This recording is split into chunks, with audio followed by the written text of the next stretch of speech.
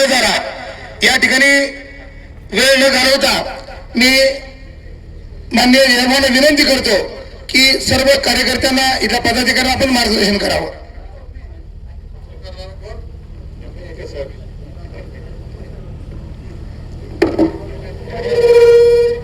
आदरणीय महसूल मंत्री बावनकुळे साहेबांना विनंती करतो की इथे उपस्थित सर्व जे कार्यकर्ते पदाधिकारी आहेत, 12 मंडल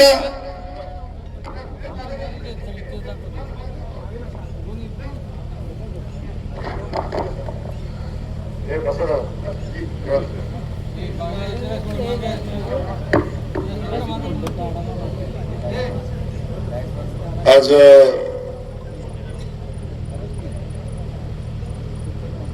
ज्यांच्या उपस्थितीमध्ये आजची बैठक होते, तुमचे आमचे सगळ्यांचे नेते, राज्याचे महसूल मंत्री सन्माननीय बावनकुळे साहेब, या ठिकाणी उपस्थित असलेले सोलापूर जिल्ह्याचे नेते आणि कर्तव्यदक्ष आमदार सन्माननीय सचिनदादा कल्याण शेट्टी, शहर मध्येचे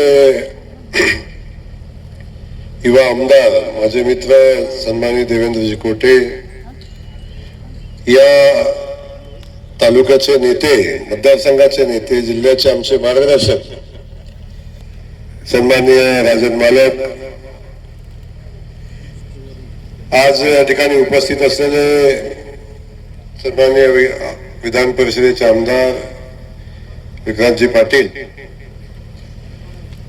सन्माननीय मनीष भैया, जकराय कारखान्याचे आमचे जाधव साहेब, सगळे मंडल अध्यक्ष, गटनेते नरेंद्र काळेजी, या ठिकाणी उपस्थित असलेले सगळे मंडल अध्यक्ष, जिल्ह्याचे अध्यक्ष सन्माननीय शशीनाना, त्यांचे सगळे कार्यकारिणी, सगळ्यांचे या ठिकाणी मनापासून स्वागत. आमच्या पंचायत समितीच्या ताई या ठिकाणी बसल्या, त्यांचंही स्वागत. आपण सगळेजण या ठिकाणी एका छोट्याशा बैठकीच्या निमित्तानं उपस्थित आहात.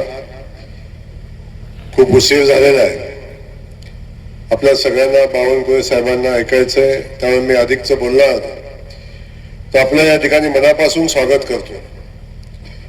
आज बावनकुळे साहेब या ठिकाणी येतात आणि आल्यापासून करमाळ्यामध्ये त्यांनी लोकांना भेटण्याचं, लोकांचं निवेदन घेऊन प्रश्न मार्गी लावण्याचं काम हातात घेतलं.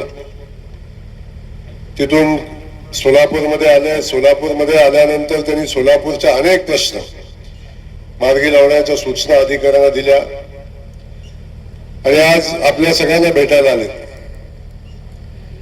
मी साधारण 2009 पासून विधानसभेमध्ये काम करतोय साहेब, पण 2009 पासून असा महसूल मंत्री आजपर्यंत मी बघितलेला नाही. साहेब कौतुक म्हणून नाहीये, तुमच्या पुढे बोलतो म्हणून नाही आहे, तुमच्या मागे सचिनदादा आपली सातत्याने अनेकदा चर्चा होते. पिढ्यानपिढ्याचे लोकांचे प्रश्न, जमिनीचे प्रश्न, पिढ्यानपिढ्या लोकांचे हॅरॅसमेंट करणारे प्रश्न,